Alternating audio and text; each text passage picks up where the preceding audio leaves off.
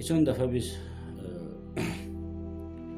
sünnənin Qurandakı olan dəlillərindən danışdıq ki, Peyğəmbər sünnəsi yəni bir mənbədir və Quran özü Peyğəmbərin sözünün dəlil olduğunu bir neçə ayə ilə biz isbat etdik ki, bəzi hökmlər ki, Allah-u Teala ondan Quranda danışır, amma həmin hökmlər Quranda yer almır. Yəni, əgər Allah-u Teala Quranda hər hansı bir hökmün dəyişməsindən danışırsa, bu onu ispat edir ki, həmin hökm mövcud idi.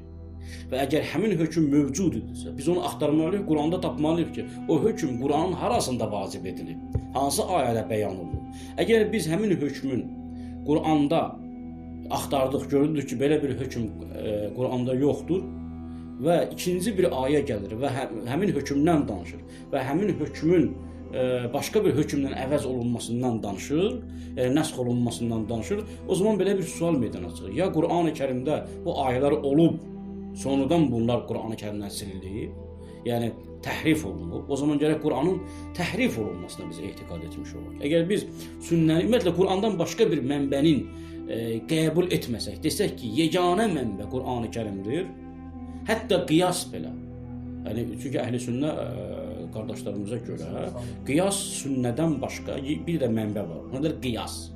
Qiyasın özü bir mənbədir. Məsələn, harda? Tutaq ki, deyək ki, əgər bir deməli kişiyə iftira atılarsa, 4 dənə şahid gətirilməzsə, ona nə vurulmalıdır? İftira atana şallah vurulmalıdır. Bəs qadında necə? Qadının hökmü yoxdur. Orada deyirlər ki, qadının hökmü ilə kişinin hökmü müqayisə olunur.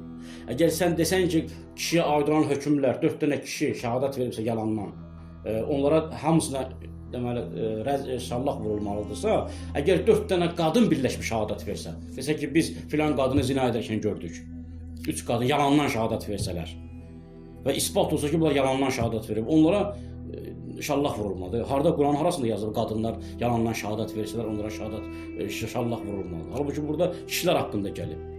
Deməli, burada qiyas edirik ki, əgər kişilər haqqında bu hökm sabitdirsə, qadınlar haqqında da sabit olmalı. Deməli, qiyasın özü də nədir? Bir mənbədir, əqli bir nədir? Metoddur. Deməli, Qurandan başqa bir mənbənin də olduğunu biz neyləmiş olduq? Qəbul etmiş olduq. Ona əhl-i sünnə qiyas deyir, biz əql deyirik. Yəni, bəli, əqlə müraciət edirik. Yəni, elə hökmlər vardır ki, onlar əqildən çıxır əslən. Məsələn, bir hökm vacibdirsə, həmin hökmün müqəddiməsi vacibdirmi? Yəni, o hökm bəzi müqəddimə işləri neyinir? Gərəkdirir. Məsələn, tutaq ki, Allah-u Teala deyir ki, həcc eləmək vacibdir. Elə deyilmi? Həcc müsəlmanların boyunda vacib bir hökmdür. Amma həcc eləmək üçün yol qət etmək lazımdır. Elə deyil? Yol qət etməyin vacib olması Qurandan çıxmır ki.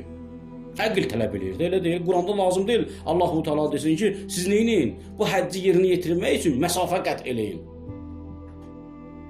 Və məsafənin qət olunması, yəni yolun qət olunması, tədarük görülməsi, miniyə sahib olmaq, bütün bu vəsilələrin hazırlanmasını bizə kim deyir?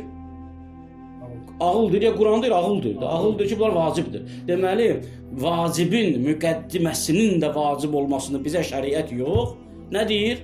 Ağıl deyir.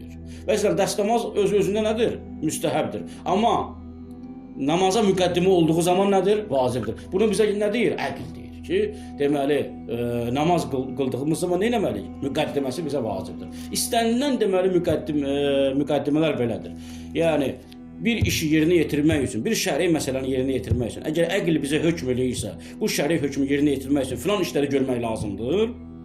Mütləqdir ki, biz nə etməliyik? Deməliyik ki, buna hökm edən şəriət yox, nədir? Əqldir. Deməli, əql özü də bir mənbə oldu. Halbuki bunu, yəni, Quranlılar özləri də qəbul edirlər ki, bəzi hökmlər qiyasla və bəzi hökmlər əql buna hökm eləyir. Əgər sən desən ki, əql buna hökm eləyir və bunu artıq Quranda bəyan olunmasına ehtiyac yoxdur, o zaman sən Qurandan başqa bir mənbənin olmasını eləmiş oldun, qəbul etmiş oldun. O da nədir? Əqldir. Deməli, o zaman artıq biz deyə bilmərik ki, bizim yeganə və tənha mənbəmiz şəri hökmləri ələ gətirmək üçün yalnız Qur'an-ı Kərimdir. Yalnız Qur'an-ı Kərimdir, hardan çıxdı? Əgər sən deyirsən, yalnız Qur'an-ı Kərimdir və hər bir şey Qur'an-ı Kərimdə bəyan olunmuşdur, o zaman nə əqil, nə qiyas, nə sünnə, nə keçmiş ümmətlərin əməlləri, heç birisinə biz nə etməlirik? Müraciət edə bilmərik. Niyə?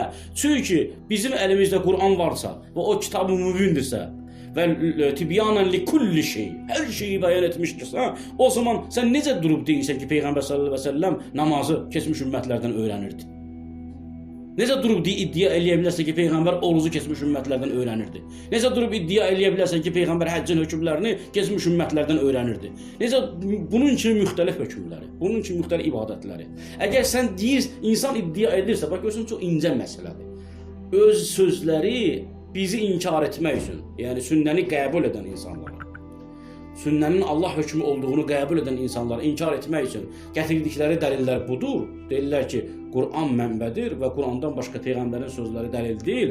Amma o şeyləri ki, biz Quranda tapa bilmirik, onları Peyğəmbər keçmiş ümmətlərdən götürüb, keçmiş Peyğəmbərlərdən. Deməli, mənası budur ki, Peyğəmbər Qurana istinad etmədən keçmiş ümmətlərdən bəzi hökmləri qəbul edib. Quranla yanaşı ikinci bir mənbəni biz nə eləmiş oluruq? Qəbul etmiş oluruq. Yəni öz sözləri özlərini inkar edir. Deyirlər ki, Qurandan başqa mənbə yoxdur, amma deyirlər, bəli, namazın hökm təfərrüatını Peyğəmbər keçmiş ümmətlərdən öyrənib. Əgər Peyğəmbər keçmiş ümmətlərdən öyrənibsə, deməli Peyğəmbər Qurana müraciət etmədən bəzi hökmləri başqa qaynaqdan öyrənib. Deməli, Quranla yanaşı başqa bir qaynaq da vardır. Adını sünnə qoymaq, qoyaq keçmiş ümmətlərin nəyi? Tarixi.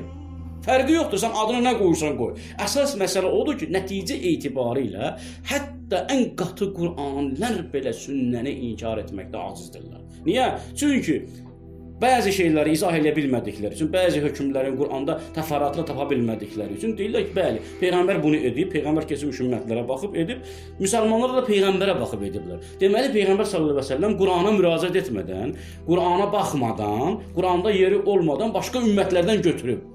Sən Qur'andan qeyri bir mənbəni eləmiş oldun, təsdiq etmiş oldun. Bu da şimdi keçmiş ümmətlərin sünnətidir. Hə, sünnətidir. Yəni əsas məsələ odur ki, sən Qur'andan başqa mənbəni qəbul edirsən. Axı deyirsən tibyanan li kulli şey, kitab-ı mübin. Sən əgər sənin üçün bu kitab-ı mübindirsə, tibyanan li kulli şeydirsə, sən niyə Peyğəmbərə, keçmiş ümmətlərə müraciət edib onların əməllərini icra etmiş olur? Sən bir qədər də məsələni qəlizləşdirirsən. Yəni onu göstərir ki, Quran nəinki bizə, Peyğəmbərə belə kifayət etmir. Başqa ümmətlər. Yəni əgər Peyğəmbər başqa peyğəmbərlərə, ümmətlərinə müraciət eləyibsə, ki, namazı necə onlar necə qılırsa, Peyğəmbər də o cür qılıbsa, həcci onlar necə yerinə yetiribsə, Peyğəmbər də o cür yerinə yetiribsə, orucu onlar necə icra edilmişsə, Peyğəmbər də o cür icra edibsə, bunu qəbul etmək asandır. Amma bunu izah etmək çətindir. Niyə? O zaman Quran Peyğəmbərə belə tam bəyan olunmuyor.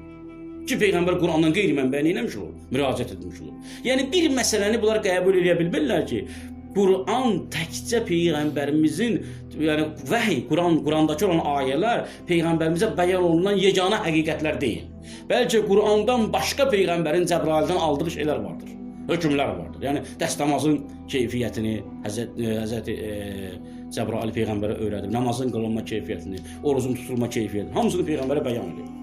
İndi ya bunu Peyğəmbərə Cəbrail bəyan edir, biz onun adını sünnə qoyuruq, ya Cəbrail yox, Peyğəmbər bunu keçmiş ümmətlərdən olub. Axır ki, bu yenə Peyğəmbərin sünnəsi oldu. Niyə? Çünki əgər bu Peyğəmbərin həyatına çevrilibsə, Peyğəmbər bunu illərlə bu keçmiş ümmətlərdən nəqlən bu əməlləri yerinə yetiribsə, bu deməli ibadətləri yerinə yetiribsə, müsəlmanlar da Peyğəmbərə iqtida edərək, yəni ən azından biz məcburuq ki, deyək, müsəlmanlar Peyğəmbərdən öncə namaz qılmırdılar. Çünki əgər desək ki, Peyğəmbərə iqtida etmədən də bunu edirdilər, o zaman burada belə bir məsələ meydana çıxır ki, şəriət mövcud idi. Şəriət mövcud idi. Peyğəmbər gəldi, fəqət bu şəriəti Peyğəmbər də fəqət bu şəriətə tabe oldu. Yəni, Peyğəmbərdən öncə bizim şəriətimiz mövcuddur. Yəni, namaz tamamilə kamil, oruz tamamilə hökmləri kamil, həcc tamamilə hökmləri kamil, zəkatın tamamilə təfərrüatı bəyan olunmuş, hamısını bilir. Peyğəmbər sadəcə olaraq özündən öncə mövcud olan şəriəti eləmiş olur? Tətbiq eləmiş olur. Halbuki o təfərrüatı ki, biz yerinə yetiririk, həm həcdə, həm zəkatda, həm orucda, həm deməli namazda, bu təfərrüatı biz Quran ayəsində görə bilmirik. Rükûyu necə yerinə yetir, deməli səcdələri necə yerinə yetir, təşəhhüdü necə icra et, salamları necə de, hətta qiyamda hansı sözləri de. Bunları biz ki Quran namazda Quran-ı Kərimdən görmürük, elə deyil. Fəqət biz görürük ki deyir ki əqimus salat, namazı bərpa edin. Deməli Peyğəmbər sallallahu əleyhi və səlləm ya bunu Qurandan öyrənməlidir ki, biz görə bilməyən yerdən Quran ayələrini görür. Peyğəmbərə deməli Cəbrail xüsusi bir şəkildə onu ilham edir. Ya da deməli ki, bəli, Peyğəmbərə keçmiş ümmətlərin əməllərinə baxırdı, Yahudilərə baxırdı, Xristianlara baxırdı, tutaq ki, məsələn üçün. Baxırdı və onların necə əməl etdiklərini görürdü və deyir ki, bəli, mən də mükəlləfəm bu cür namaz qılım. Allah mənə namaz qıl deyir, amma mən baxmalıyam görüm Yahudi necə namaz qılır, o cür namaz qılım. Baxmalıyam görüm Xristian necə namaz qılır, o cür namaz qılım. Bu nəinki məsələni yüngülləşdirir, bir qədər də qəlizləşdirir. Bizim dinimizi bir qədər də mürəkkəbləşdirir ki, sizin kitabınız kifayət etmədi. Peyğəmbər sallallahu əleyhi və səlləm özündən əvvəlki ümmətlərə baxıb namazın şəkil və formalarını öyrəndi. Bu bir müşkül. İkinci müşkül odur ki, özlərini müşkülə salırlar bu deməli bu cür bəyan etməklə. Niyə? Çünki Qurandan başqa bir mənbənin olduğunu qəbul edirsən. Yəni Peyğəmbər üçün keçmiş ümmətlərin həyatı önəm daşıyıb. Peyğəmbər bunlara inanıb, etiqad, yəni düz, doğru yerinə yetirdiklərinə inanıb və tabe olub. İndi hardan biləcək ki, Peyğəmbər sallallahu əleyhi və səlləm bunların təhrif etmədiyini, hardan əminlik hasil oldu Peyğəmbərə ki, bunlar bunu təhrif etmədilər? Əgər desəm ki, Peyğəmbərin əlində İncil vardı, deməli Tövrat var idi, bu da inandırıcı deyildir. Niyə? Çünki birinci Peyğəmbər İncilin və Tövratın dilini bilmir, bu bir. İkinci, Allah-u Teala Quran-ı Kərimdə deyir ki, buna qədər olan Tövrat və İncilə nə oldu? Təhrif olundu. Yuharrifunel kelam. Yəni onlar təhrif edirlər. Yəni onlar heç vəcihlə Peyğəmbərə düzgünü eləməzlər, göstərməzlər. Niyə? Çünki Allah açıq şəkildə deyir ki, bunlar nə edirlər? Onlara nazil olan hökmləri elədilər, dəyişdilər. Allahın ayələrini dəyişdilər. İndi Peyğəmbər hardan əmin olsun ki? Hardan əmin olsun ki? Yəni özündən qabaqki ümmətlər, istər Xristian olsun, istər Yahudi olsun, istər Hənif olsun, yəni İbrahimi dinində olanlar olsun. Çünki Peyğəmbərdən öncə həm Xristianlıq var idi, həm Yahudilik var idi, həm də Hənifilik var idi. Yəni İbrahimin sünnəsinə tabe olanlar da var idi. Peyğəmbər hardan bilsin ki, bunlar səhih yerinə yetirirlər və Peyğəmbər də buna tabe olsun. Deməli, yenə də Peyğəmbər neynəməlidir? Allah Peyğəmbərə bildirməli idi. Cəbrail vasitəsilə Peyğəmbərə bildirməli idi ki, filan hökm, filan ki, bu cür yerinə yetir. Elə deyil. Deməli, başqa bir yolumuz yoxdur ki, biz Peyğəmbərin sünnəsinin mötəbər olduğunu eləmiş olaq, qəbul etmiş olaq. Bu, ən çox böyük dəlilləri, dediyim, bax, budur. Yəni, Quranın bəzi ayələrinə, bəzi, deməli, ki, orada məqsəd əslində o deyil, başqa bir yöndür. Bəzi ayələrinə ki, Peyğəmbərə deyil, Yahudiləri çağırdı ilə ki, sizin kitabınızda bunlar var, o Quran haqqındadır. Onlar ki, Quran haqqında bəzi məsələləri, deməli, gizlətmək istəyirlər. Fəsalu əhlə zikrin kuntum la ta'lamun. Deyir ki, bu Peyğəmbərdir, bu Allahın rəsuludur. Fəsalu əhlə zikrin kuntum la ta'lamun. Zikr əhlindən soruşun, əgər bilmirsinizsə. Yəni, zikr əhli açıq şəkildə bilir ki, bu Quran nədir? Haqdır. Açıq şəkildə bilir ki, bu Peyğəmbər haqdır. Buna nazil olunanlar haqdır. Deməli, burada məqsəd o deyil ki, o Peyğəmbər namazı onlardan öyrənirdi və yaxud da ki, zəkatı onlardan öyrənirdi və yaxud da ki, həccin hökmlərini onlardan öyrənirdi. Deməli, bu dəlil deyil. Hətta dəlil olsa belə onların əleyhinədir. Niyə? Çünki yenə biz durub deyəcəyik ki, bu Quranın mübin olması ayəsindən uyğun deyil. Və nəzzəlnə əleykel zikr tibyanan li kulli şey. Biz sənə bu Quranı nazil etdik ki, hər şeyi bəyan edəndir. Allah Quranda hər şeyi bəyan etdiyi zaman heç bir şeyi gizli olmadığını açıqlayır. Bəs necə oldu? Allahın Rəsulu açıq olan açıq kitabdan hökmləri öyrənmədi, namazın təfərrüatını öyrənə bilmədi, getdi, yəni özündən qabaqki ümmətlərdən onların əməllərinə iqtida etdi. Deməli, buradan iki dənə nəticə əldə etmiş olub ki, bunların ikisi də yəni Qur'anı adlandıran, özünü fəqət kəfana kitab Allah, Allahın kitabı bizə kifayət edər düşüncəsi ilə hərəkət edib, həm əqli, həm sünnəni kənara qoyan insanlar üçün ən böyük, deməli, dəlildir. Sonra, yəni, başqa bir cəhətdən Peyğəmbərin sünnəsinin isbatını tarixi nöqteyi nəzərdən biz araşdırdığımız zaman Peyğəmbərin şəxsiyyəti tarixdə ən bərraq şəxsiyyətlərdən biridir. Bəlkə də hətta 20-ci əsrdə yaşayan şəxsiyyətlər belə Peyğəmbərimiz qədər, yəni həyatı, onun yeməsi, içməsi, ibadəti, yəni onun sahabelərlə olan söhbətləri, əmrləri, nəhiyləri, qadağaları, bunlar ki hamısını peyğəmbər 23 il müddətində, peyğəmbərliyin müddətində tətbiq eləyibdir və bunlar hamısı tarixdə qeyd olunubdur. Biz əgər sünnəni inkar etsək, tarixi inkar etmiş oluruq. Elə deyilmi? Yəni sünnə qəbul deyildir. Biz sünnəni dəlil olaraq qəbul etmirik demək asandır. Amma bunun nəticələrinə qatlanmaq çətindir. Niyə? Çünki əgər sən desən ki, sünnə tamamilə rədd olunur, yəni iki dənə əsas bunu da deyim, yəni diqqətlə çatdırım ki, bəli, yəni iki dəstə oldu. Zaman tarixdə iki dəstə meydana gəldi. Hədisçilər, yəni tamamilə rəvayətlərə söykənənlər, belə əxbarilər deyə bilərik buna. Yəni əhli hədis deyilir əhli sünnədə, əxbarı deyilir şiədə. Yəni bunlar Qur'anı tamamilə unutdular, qoydular kənara, xəbərin ardınca getməyə başladılar. Sünnənin ardınca, hədislərin ardınca getməyə başladılar. Və bu da müəyyən mənada Qur'andan uzaq düşmə nəticəsində dində müəyyən mənada, yəni təhriflərin meydana gəlməsinə, xurafatların meydana gəlməsinə, çünki hədislərinə necə davranaq, həm peyğəmbərlər sual oldu, həm əhl-i beyt imamları. Onlar deyirlər ki, hədislərin miqyası Qur'andır. Yəni hədisin bir neçə miqyası var qardaşlar. Yəni bu mövzumuz geniş olduğu üçün bizim elə bundan sonra 2-3 mövzunu buna həsr etməyimiz lazımdır. Yəni hədisin bir neçə miqyası var. Birinci miqyası, hədisin birinci miqyası rical ilmi deyil.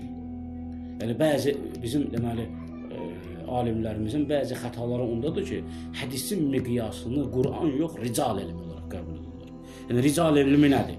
Yəni tutaq ki, mən məsələn siz götürürsünüz qarşınıza bir istər şiə mənbəsi olsun, istər əhl-i sünnə mənbəsi olsun. Məsələn, usul-i kafini qoyursunuz qarşınıza. Görürsünüz ki, həmin usul-i kafidə bir hədis sizə rast gəlir.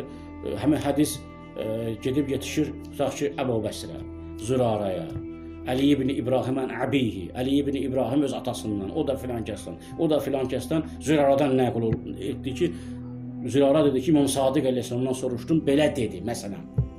Tohid haqqında, fiqh haqqında, hər hansı bir mövzu haqqında, hər hansı bir hədis sizə çatdı.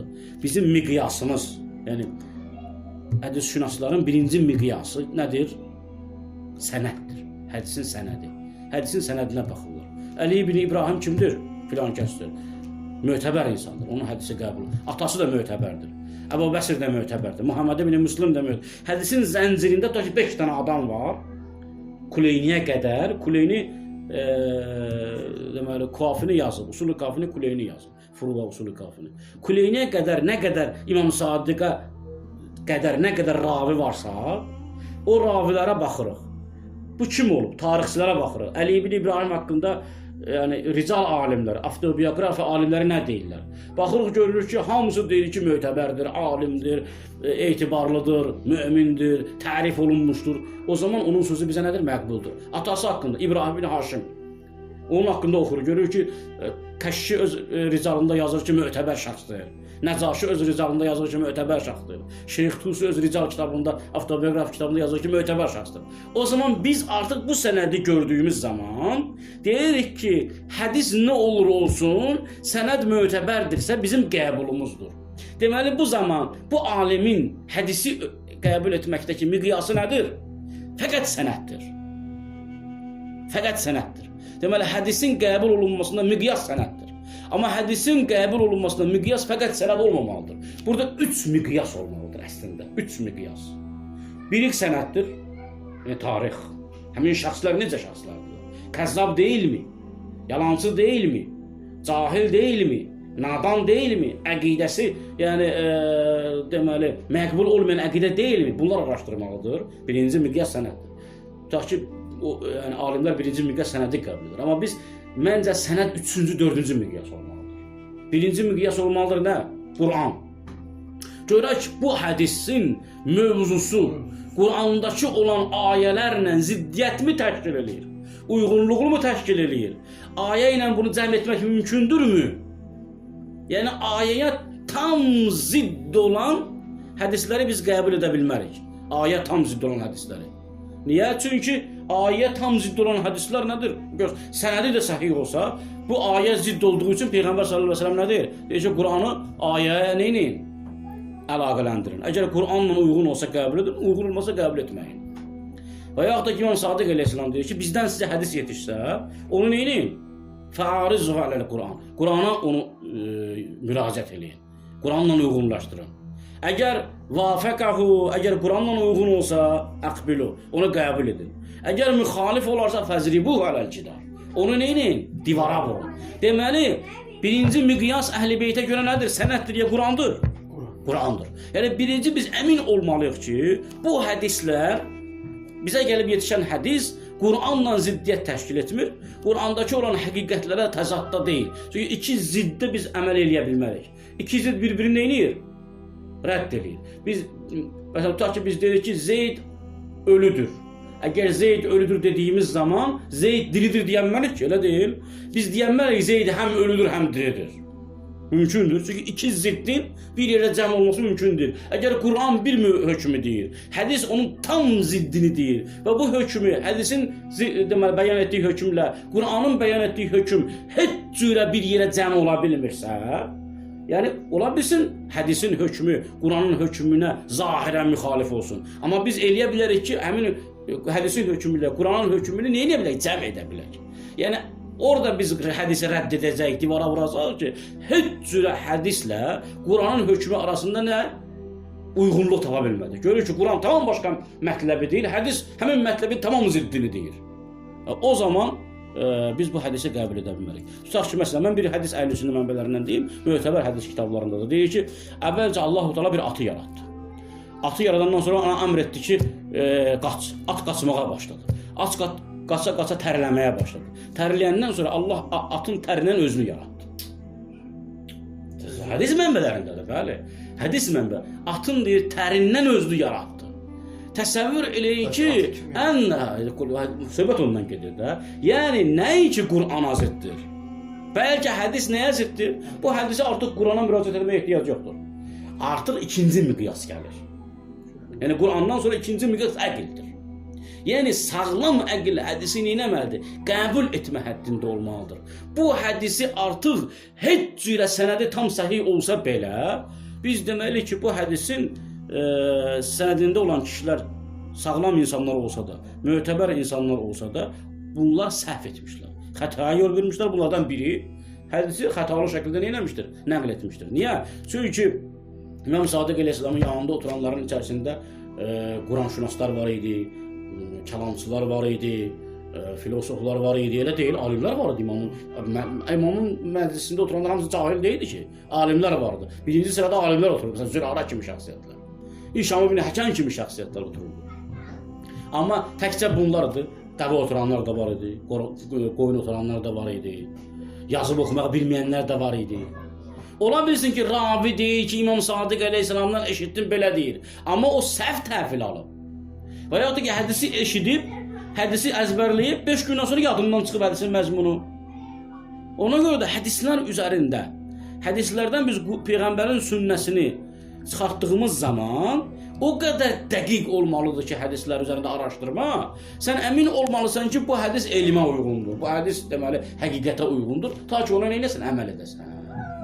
Ona görə də əxbarilik özü Qur'anlıqdan da nədir? Təhlükəli bir yoldur. Yəni ən azından Qur'anlılar deyirlər, Qur'an bizim kitabımızdır, elə deyil?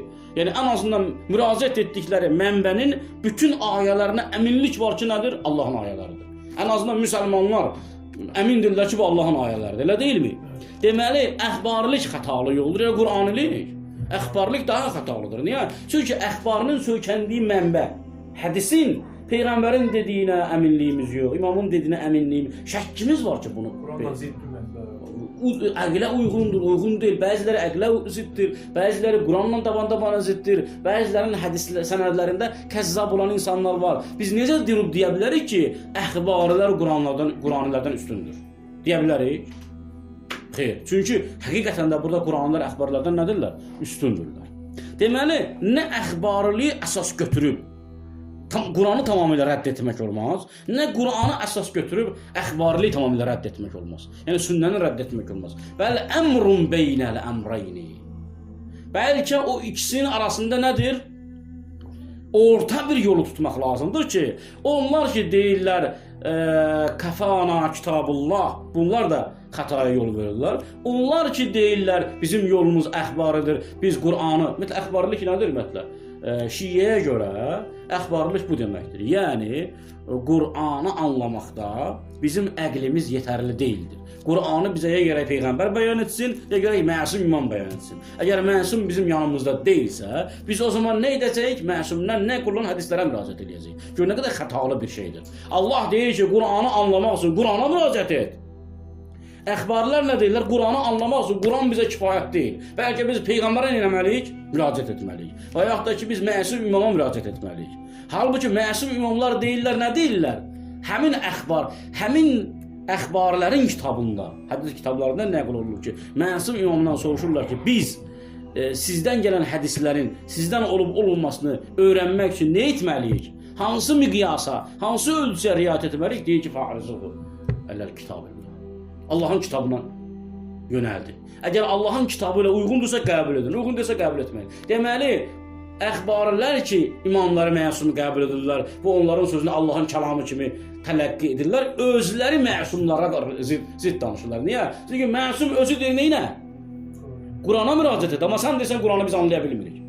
Deməli, əxbarlıqda o qədər təzadlı yönlər vardır ki, amma onların da böyük şəxsiyyətləri var. Məsələn, tutaq ki, Əmin Astarabadinin Fəvaidül Mədəniyyə əsərini oxuduğumuz zaman biz görürük ki, əxbarı olmasına rəğmən o qədər tutarlı dəlillər gətirir ki, o qədər şəkkə salır ki insanı.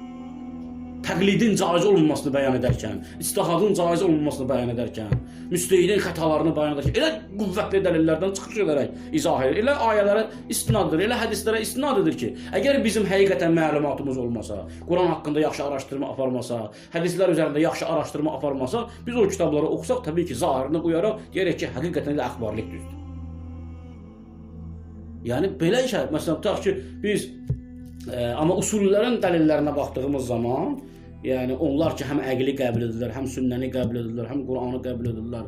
Amma baxmayaraq ki, əqlə çox önəm verdikləri üçün müəyyən mənada Qur'andan bir qədər uzaq düşüblər. Yəni usulülük də tam xətadan, yəni arınmış bir məktəb deyil. Yəni biz bu günlər ictihad məktəbini qəbul edirik.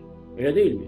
Amma bu o mənanı ifadə eləmir ki, qardaşlar, bu ictihad məktəbi ki yoxdur. Bu ictihad məktəbinin içərisində əlimizi atdığımız hər meyvə nədir? Saf. Heç bir çürüyü yoxdur. Yanlışdır bu. Heç usul alimləri özləri bunu demirdilər əvvəl. Dedilər ki, bizim gəldiyimiz qənaət budur. Amma ola bilsin ki, biz ictihad edək, deyək ki, yox. Bu qəbul olunmuş bu xətt düz deyildir. Qəbul olunmuş bu metod düzdür, bu metod dəyişmək lazımdır. Yəni sütun kimi qəbul etdiyin zaman ki, etalon kimi qəbul etdiyin zaman, o zaman sən istər əqlivə uyğun olsun, istər uyğun olmasın, istər fitrətivə uyğun olsun, istər uyğun olmasın, neynəyəcəksən? Tabi olma məcburiyyətindəsən.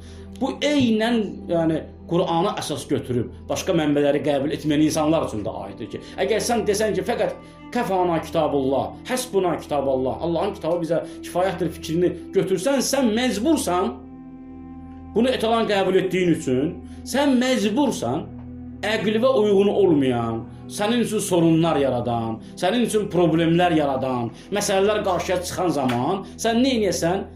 Yollar axtarırsan.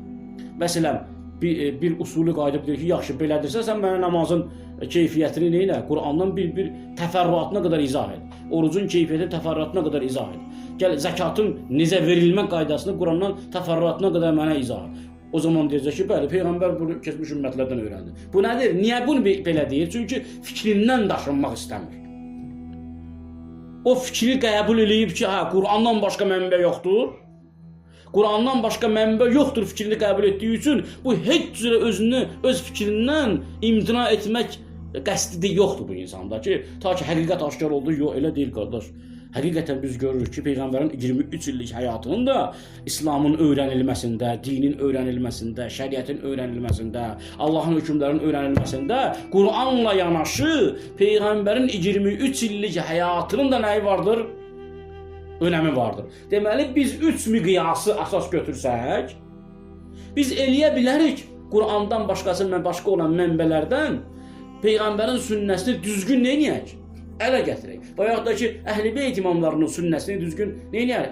Ələ gətirə bilək və düz və düzgün bir şəriətə sahib olaq. Yəni məzhəbə sahib olaq.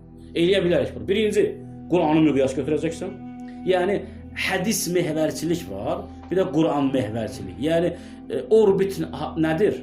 Orbit günəşdir də. Yəni bütün planetlər günəşin ətrafında hərəkət edir. Əgər bizim orbitimiz Qur'andırsa, bütün mənbələr, tarix, hədis, sünnə hamısı bunun ətrafında hərəkət edirsə, bu olur Quran məhvərçilik. Yəni Quran mərkəzçilik.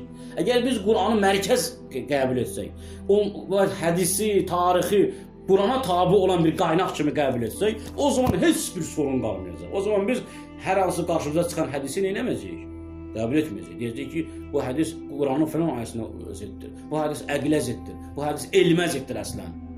Mümkün deyil ki, məsələn, elmi. Lakin yerin yaradılması haqqında olan bəzi hədislər var, uydurulmuş hədislər var ki, İsrailiyat hədisləridir. Elmin, günün gətirdiyi dəlillərə tamamilə dabaqlamana ziddir. Yəni, tutaq ki, yer kürəsinin öküzün üzərində olması. Xristianlar dedilər ki, yer kürəsi tısbağanın üzərindədir. Biz müsəlmanlar hədis uydururlar ki, yer kürəsi öküzün üzərindədir, ya balığın üzərindədir. Hətta mən bir dəfə Russellin fəlsəfənin problemləri əsərini oxuyurdum. Russell deyir ki, mən deyir bir dəfə mühazirə söylürdüm fəlsəfədən. Mövzum deyir ki, fizika elmi ilə fəlsəfənin əlaqələri idi. Deyir, mən yerin yaradılması, günəşin ətrafında hərəkət etməsindən danışırdım, yerin fəzada olmasından danışırdım. Deyir, mənim auditoriyamda bir neçə insan oturmuşdu, arxada bir qadın oturmuşdu. Deyir, mən ki başladım danışmağa ki, yer günəşin ətrafında hərəkət edir, yer əslən fəzadadır, günəş də fəzadadır, kürəvidir. Qadın durub mənə etiraz edir ki, ey nadan, ey cahil, sən nə danışırsan? Sən məgər bilmirsən müqəddəs kitabda yazılıb ki, yer tısbağanın üzərindədir? Deyim, mən o zaman dedim ki, bəs o tısbağa nəyin üzərindədir? Deyir ki, o da o bir tısbağanın üzərindədir. Soruşdum, bəs o nəyin üzərindədir? Dedi ki, o da o bir dənə başqa tısbağanın üzərindədir. Deyir, mən heç sual edəndə bu tısbağaları artırırdı. Deyir, axırda gördü ki, mənə cavab verməyəcək, başladı mənə lənətləməyə. Lənətə gələsən deyir səni. Sənin bilgin də sənin təpənə dəysin. Və deyir, mənim mühazirəmi tərk edib getdi. İndi bu təkcə xristian mənbələrində deyil, qardaş. İslam mənbələrində var ki, yer kürəsi öküzün üzərindədir məsələn. Hətta yer kürəsində bəzi rəvayətlərə görə öküzdür quyruğunu qaldırdığı zaman, buynuzunu dəvərtdiyi zaman yer kürəsində zəlzələ baş verir məsələn. Yəni bu hədislər mövcuddur. O qədər cahilana, o qədər nadan hədislər var ki, bu hədisləri insanlar, yəni əgər bu hədisi mən inkar etsəm, aya görəsən dinə qarşı mı çıxmış oluram? Aya görəsən Allahın ayəsinə qarşı mı çıxmış oluram kimi davranırdılar və qəbul edirdilər. Düşünmürdü hədisin üzərində. Hədisin üzərində düşünmədən nedir qəbul edir? Halbuki hədisin əvvəli ilə ortası ilə sonu bir-birinə tamamilə inkar edir. Və elə hədislər var ki, qardaşlar, indi mən bu hədisləri söyləsəm burada, bunlar çox zamanımız alacaq. Bəzi hədislər var ki, hədisin əvvəlinin əvvəlkisinin tarixi ilə axırının tarixi bir-birinə uyğun deyil. Elə bil ki, hədisin əvvəli filan tarixdən danışır, hədisin sonu ondan qabaqki tarixdən danışır. Yəni buradan görürsən ki, nətər bir şey olmamışdan qabaqda olsun. Tutaq ki, bir nəfərdən danışır hədis. Hədisin əvvəlində deyir ki, məsələn, Hicri filan ilində bu filan kəs. Hədisin sonu deyir ki, Hicri filan ilində də filan kəslə görüşüb. Bu nətər 2 dəfə doğulub? Məsələn, yəni belə hədislər var, bir-birini inkar eləyən, tamamilə taban-tabana zidd olan hədislər var. Ona görə biz biz ümumiyyətlə Qur'anələrə isbat etməliyik ki, qardaşlar, siz hədisşünaslıq metodunu oxumalısınız. Hədisşünaslıq nədir? Hədis usulu nədir? Usulü fiqh nədir? Usulü din nədir? Bunlar üzərində araşdırma aparması. Bilməlisiniz ki, əxbarlıq ayrı şeydir. İctihad ayrı şeydir. Əxbarlığı biz də rədd edirik. Xurafi olan sünnəni biz də rədd edirik ki, bu mümkün deyil. Deməli, əsas əqildir. Birinci Qur'andır məhvər. İkinci əqildir. Üçüncü tarixdir. Avtobiyografiya elmi. Yəni, sən Qur'anla uyğundur, əqillə də uyğundur, sonra sənədinə baxacaqsın. Sənədindəki olan mötəbər şəxslər də. Deməli, bu 3 miqyasın 3-ü də uyğun olsa, deməli, bizdə elm hasil olur ki, bu hədis nədir? Səhihdir və bu Peyğəmbərin sünnəsindən bizə xəbər verir, şəriətdən bizə xəbər verir. İndi sual eləyə bilərsiniz ki, bunun özünə Qur'andan bir dəlilimiz var ki, biz xəbəri gətirənə tabi olaq, xəbəri gətirənə inanaq. Elə deyil. Tutaq ki, biz yaşayırıq 3-cü əsrdə. Heç bir kitab da yoxdur. Yəni dini kitablar da mövcud deyil. Hər bir şey biz nə edirik? Ya Qurandan öyrənək, ya da ki hədis söylənənlər bizə söyləyir. İndi hədis söyləyənlərin bizə xəbər gətirən ki, mən filan kəsdən eşitdim, filan kəsdən eşitdim ki, Allah Rəsulü belə deyirdi. Bizim Quranda ayəmiz varmı ki, xəbər gətirən insanın xəbərinə tabe olaq? Deyək ki, bu xəbər gətirən insanın xəbəri düzdür. Neçə nəfər? Yox, Quran nə deyir buna? Allah-u Teala Quran-ı Kərimdə deyir ki, hətta nəinki doğru danışan, yalancı da xəbər gətirsə, həmən rədd etmə. Araşdır. Fəizə cə'a fasiqun bin nəbəyin fətəbəyyənu. Deyir, sizə fasıq bir xəbəri gətirsə, o xəbəri araşdırın. Yəni, mənası odur ki, deməyin fasıq gətirib neynəyək? Rədd edək və yaxud qəbul edək. Yəni, fasıq sizə bir xəbər gətirdi, kəzzab sizə bir xəbər gətirdi. Həmən qəbul edə bilməzsən, həmən də rədd edə bilməzsən. Araşdırmağa ehtiyacın var. Hətta hədisin sənədində bir zəif ravi görsən belə, həmin hədisdəki hökmü həmən rədd etmə iqtidarında deyilsən, axtarmalısan başqa mənbələrdə, bu hökmü qüvvətləndirən başqa hədis varmı ya yox? Bunu bizə kim deyir? Quran ayəsi deyir.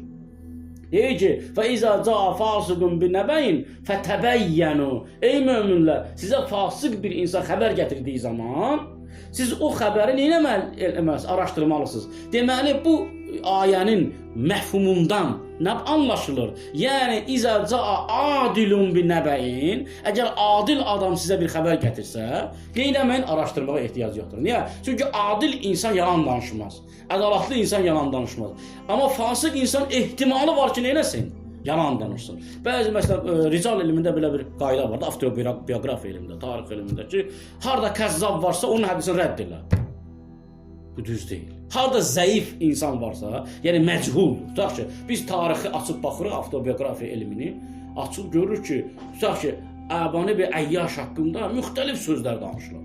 Sünnilər deyirlər ki, əhl-i sünnə deyir ki, Əbani bin Əbi Əyyaş, yəni İmam Səccad əleyhissalamın sahabəsidir. Və eyni zamanda Kitab-ı Süleyman-ı Qeysi nəql edən ravidir. Onun haqqında müxtəlif fikirlər var. Bəzi bizim tarixşünaslarımız, yəni hədisşünaslarımız, alimlər deyirlər ki, etibarsızdır. Yəni alimdir, böyük alimdir, amma sözünə etibar etmək olmaz. Amma bəziləri qəbul edir. Amma əhl-i sünnə qaynaqlarına baxdığımız zaman Əbani bin Əbi Əyyaş mötəbər şəxs kimi nə olur? Təqdim olunur. İndi Əbani bin Əbi Əyyaş məchul qaldı bizim üçün. Bilinmir, biz bilmirik bunu neynəyək? Bundan gələn hədisləri qəbul edək ya inkar edək? İndi nə edəcək? İnkar edəcək, qəbul edəcək, heç birisini etməyəcək. Araşdıracaq. Əbani bin Əbi Əyyaşdan gələn hədisləri başqa hədislərlə neynəyəcək? Susturacaq. Əgər ondan gələn hədisləri təsdiq edən səhih rəvayətlər vardırsa, o zaman deyəcək ki, Əbani bin Əbi Əyyaşdan nəql olunan hədis də doğrudur. Və yaxud da ki, hədisin mətni çox gözəldir. Əqlə uyğundur. Qurana da uyğundur. Heç bir deməli ziddiyyəti yoxdur. Amma hədisi nəql edən ravilər zəifdirlər. Burada nə edəcəksən? Doğru, əgər ravilər silsiləsi zəifdirsə, yəni zəifdir mənası odur ki, yəni bunlar haqqında tarixdə məlumat var, deyirlər bu imamın sahabəsidir. Amma deyilməyib ki, bunun sözünə etimad elə ya eləmə. Deyirlər ki, bu imamdan dərs alıb, təqvalı olub. Amma deyilməyib ki, bu yəni sözünə etimad olunmalıdır. Təqva şərt deyil. Ona görə də avtobiografiya elmində fəqət təqva şərt deyil. Ta ki, məsələn, durub deyə bilərsiniz ki, Mualla ibn Xuneys məsələn. Mualla ibn Xuneys çox təqvalı insanlardan biri olub. Amma Mualla ibn Xuneys məchuldur. Nə mənada məchuldur? Yəni onu tərif edənlər də var. Etibarlı bilən ravilər də var. Amma etibarsız bilən ravilər də var Mualla ibn Xuneysi. Ona görə Mualla ibn Xuneysdən nəql olunubsa, onun sənədində Mualla ibn Xuneys vardırsa, mütləq araşdıracağıq. Ki, başqa rəvayətlər, buna uyğun olan başqa rəvayətləri araşdıracaq ki, tutaq ki, Mualla ibn Xuneysdən, məsələn üçün deyirəm, zəkat haqqında bir dənə hədis nəql olunur. Baxırıq, görürük ki, burada Mualla ibn Xuneys var, başqa bir raviyə baxacaq, başqa bir hədis, zəkat haqqında başqa hədislərə baxacaq ki, görək həmin hədislər buradakı olan hökmü inkar edilir, ya rədd edilir, ya ona uyğundur. Deməli, əgər hətta zəif olsa belə, bütün ravilər, tutaq ki, imama qədər 4 dənə ravi var, məsələn, 4 dənə ravinin 4'ü də zəif olsa, amma eyni zəif olan ravilər eyni hədisi başqa yerdə söyləyiblər. Başqa ravilər. Əgər 3-4 dənə zəif hədis 3-4 dənə raviləri müxtəlif olan zəif hədis birləşdiyi zaman olur səhih hədis hökmündə. Əhl-i sünnə görə. Məsələn, İbn Teymiyyə baxmayaraq ki, Əli əleyhissalam haqqında olan hədislərin hamısını deyir zəifdir. Çünki insan ümumiyyətlə alim bilədir, alim unuduraq da qabağı nə deyib. Əvvəlki kitabında deyib. Məsələn, kitabında deyir ki, Əlinin fəziləti haqqında olan hədislər zəifdir. Baxmayaraq ki, bunlar məsələn 3 qanaddan çoxdur, 4 qanaddan çoxdur, amma zəifdir. Amma digər yerdə nə deyir? Deyir ki, əgər zəif hədisi bir neçə kanalla zəif hədis nəql olunarsa, 1, 2, 3 kanalla nəql olunarsa, səhih rəvayət hökmündədir. Niyə? Çünki əgər bir dənə hədisi, zəif hədis biraz 20% ehtimal verir ki, bizə bu doğrudur. İkinci bir dənə zəif hədis bizə eyni məzmunlu zəif hədis bizə çatanda artıq 40% əminlik yaranır. Üçüncü zəif hədis çatanda artıq 60% əminlik yaranır. Məsələn, misal vuraq, İmam Zaman əleyhissalamın doğumu haqqında 30-a yaxın rəvayət var. Yəni 30-a yaxın rəvayət, yəni silsiləsində fərqli ravilər olan. Amma o rəvayətlərin fəqət ikisini rical alimləri mütəbər və səhih bilirlər. Qalanları nədir? Zəifdir. Amma bunlar zəif olmağına baxmayaraq 26-28 qanadla nəql olunan zəif hədislər cəm olduğu zaman insanda elm hasil edir ki, əgər bu insan doğulmasaydı, bu qədər bir-birinə deməli fərqli olan ravilər bu şəxsin doğulması haqqında nə etməzdi? Danışmazdı. Deməli, zəif hədislər toplandığı zaman, üst-üstə toplandığı zaman hansı hökmdə olur? Səhih hökmdə olur. Güclənirlər. Deməli, miqyaslar burada müxtəlifdir. Quran, əql, bir də ki, tarix. Və tarixi araşdırdığımız zaman da biz burada hər zəif hədisi rədd eləmək ixtiyarında deyilik. Biz baxmalıyıq ki, bu zəif hədisi neçə nəfər söyləyib? Bir qanadla söylənilib zəif, digər qanadla 2, 3, 4 kanalla nəql olunmuş, o zaman düşünməliyik. Amma, indi qulaq as, bir dənə. Amma Quranın təhrif olunması haqqında olan rəvayətlər zəif olsa da mütəvatir həddədir. O zaman deyəcəksiniz ki, bunu niyə qəbul etmirsən? Çünki dedik axı, 3 dənə miqyasımız vardır. Əql, Quran, bir də ki, avtobiografiya elmi. Quranın təhrif olunmasını deyən hədislər, istər sünni olsun, istər şiə çoxdur. Müxtəlif rəvayətlər var. Hamısı Qurana açıq şəkildə zidd olduğu üçün artıq burada 3-cü miqyas nə olur? Tərk olunur. Əslən 3-cü miqyasa biz əməl eləyə bilmərik. Niyə? Çünki 1-ci miqyasla ziddiyyət təşkil etdiyi zaman 3-cü miqyasa tabe olmağa nədir? Ehtiyacımız yoxdur. Deməli, biz hədisi qəbul etdiyimiz zaman əsasları düzgün əgər qəbul etsək, o zaman biz nə etmiş oluruq? Quran ayəsinə düzgün riayət etmiş oluruq ki, فَإِذَا جَاءَ فَاسِقٌ بِنَبَإٍ فَتَبَيَّنُ. Əgər sizə fasiq bir xəbər gətirərsə, onu araşdırın. Gələn dərs inşallah başqa yöndən biz həmin ayələr və hədislərlə inşallah sünnənin və hədisin doğruluğunu isbat etmək üçün dəlilləri verəcəyik inşallah.